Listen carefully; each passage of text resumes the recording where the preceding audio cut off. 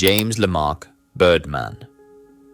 Byrd's life unfolded inside one of the most violent subcultures to take root in the modern American prison system. Born in 1969, Byrd would eventually become a high-ranking leader of the Aryan Brotherhood of Texas, a white supremacist prison gang whose power rested on fear, discipline, and ritualized brutality. To prosecutors and investigators, Byrd was not merely another gang affiliate, but a central architect of violence.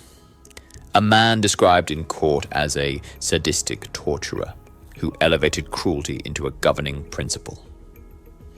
His story is not a tale of sudden descent, but of gradual immersion into an ideology that treated human suffering as currency and loyalty as something to be enforced through pain. The Aryan Brotherhood of Texas, known as the ABT, functioned as both an extremist ideology and a criminal enterprise.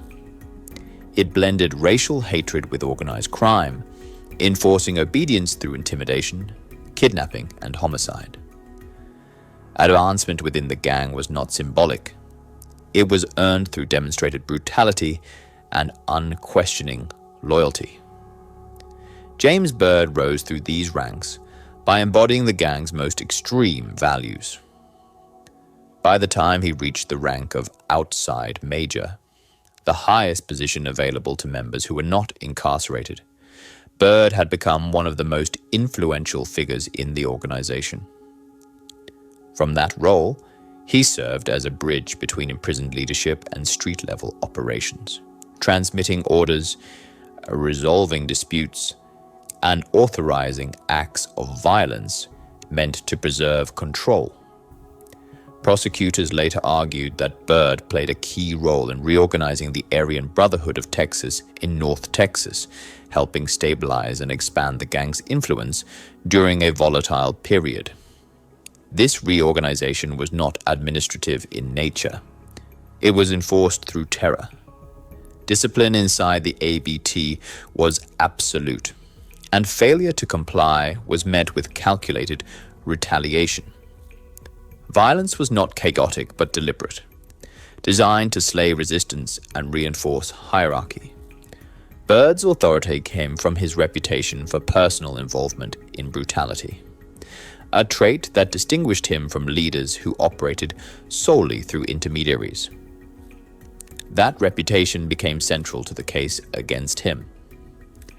In August 2015, a Tarrant County jury convicted James Byrd of directing the activities of a criminal street gang under Texas's so-called kingpin statute, as well as kidnapping and assault. The conviction stemmed from a single chilling episode of internal discipline that exposed the inner workings of the ABT. According to prosecutors, Byrd ordered the kidnapping of a fellow gang member who had violated internal rules. This was not an abstract command. Evidence showed that Byrd personally participated in the assault, striking the victim with a gun and stabbing him twice. The act was intended as a lesson, not just for the victim, but for anyone who might consider defying the gang's authority. During the trial, prosecutors painted a portrait of a man for whom violence was not incidental, but central to identity. They introduced evidence of past incidents that underscored the extremity of Byrd's behavior.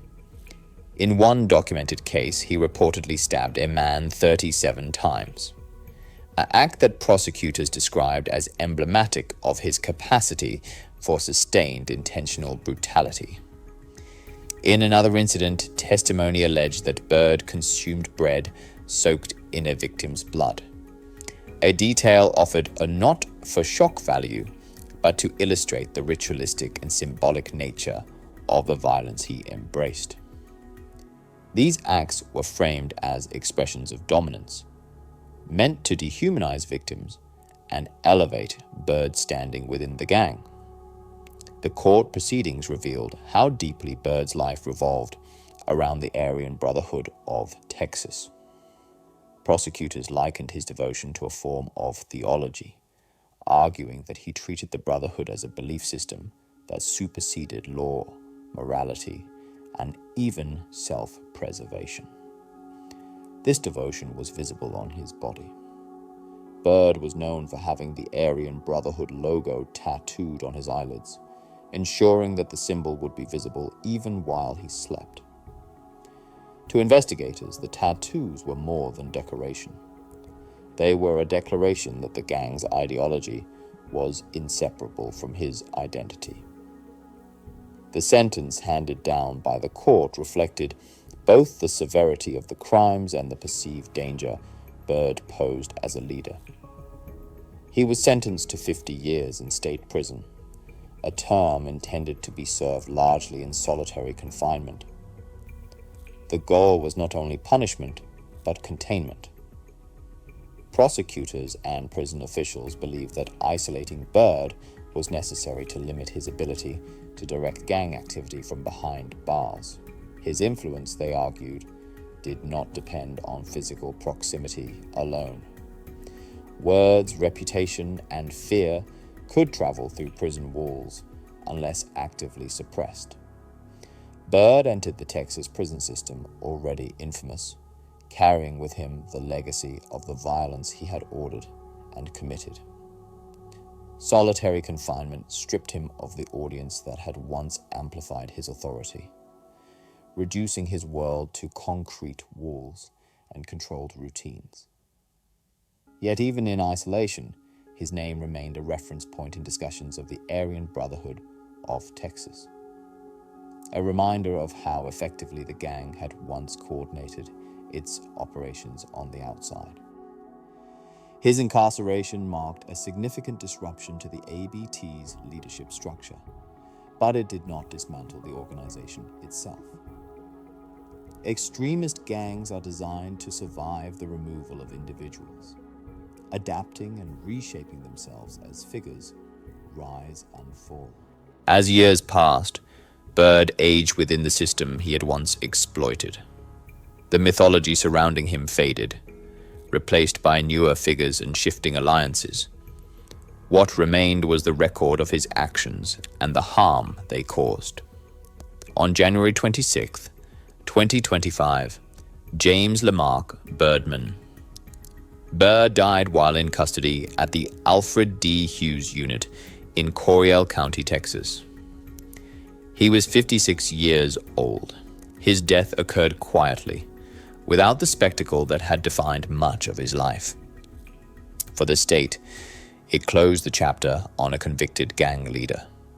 For the victims of his violence, it offered no restitution, only finality. In February 2025, Byrd's family held a memorial service for him in South Carolina. They noted that he had spent his final years involved in prison ministry, a detail that introduced a complex and unresolved tension into his narrative. To some, it suggested an attempt at reflection or spiritual engagement late in life. To others, it stood in stark contrast to the record of brutality established in court. The documentary record does not resolve that tension. It simply acknowledges it as part of the full account of a man whose life was defined by extremes. James Byrd's story illustrates how organized hate transforms individuals into instruments of violence. His rise within the Aryan Brotherhood of Texas was not accidental, but the result of choices that aligned cruelty with loyalty and dominance with identity.